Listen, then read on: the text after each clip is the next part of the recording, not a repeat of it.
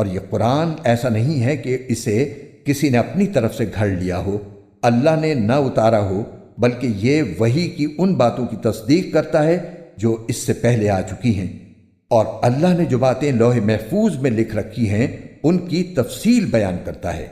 اس میں ذرا بھی شک کی گنجائش نہیں ہے۔ یہ اس ذات کی طرف سے ہے جو تمام جہانوں کی پرورش کرتی ہے۔ کیا پھر بھی یہ لوگ کہتے ہیں کہ پیغمبر نے اسے اپنی طرف سے گھڑ لیا ہے؟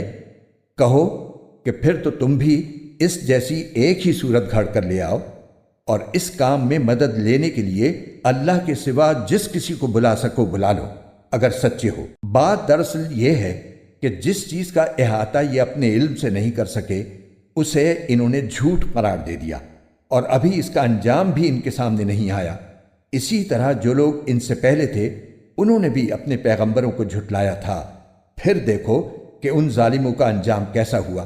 اور ان میں سے کچھ ایسے ہیں جو اس قرآن پر ایمان لے آئیں گے، اور کچھ وہ ہیں جو اس پر ایمان نہیں لائیں گے، اور تمہارا پروردگار فساد پھیلانے والوں کو خوب جانتا ہے۔ اور اے پیغمبر، اگر یہ تمہیں جھٹلائیں تو ان سے کہہ دو کہ میرا عمل میرے لیے ہے اور تمہارا عمل تمہارے لیے۔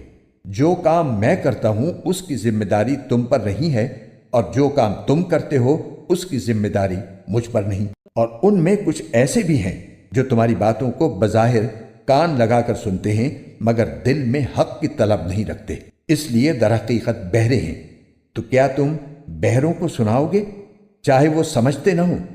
اور ان میں سے کچھ وہ ہیں جو تمہاری طرف دیکھتے ہیں مگر دل میں انصاف نہ ہونے کی وجہ سے وہ اندھوں جیسے ہیں۔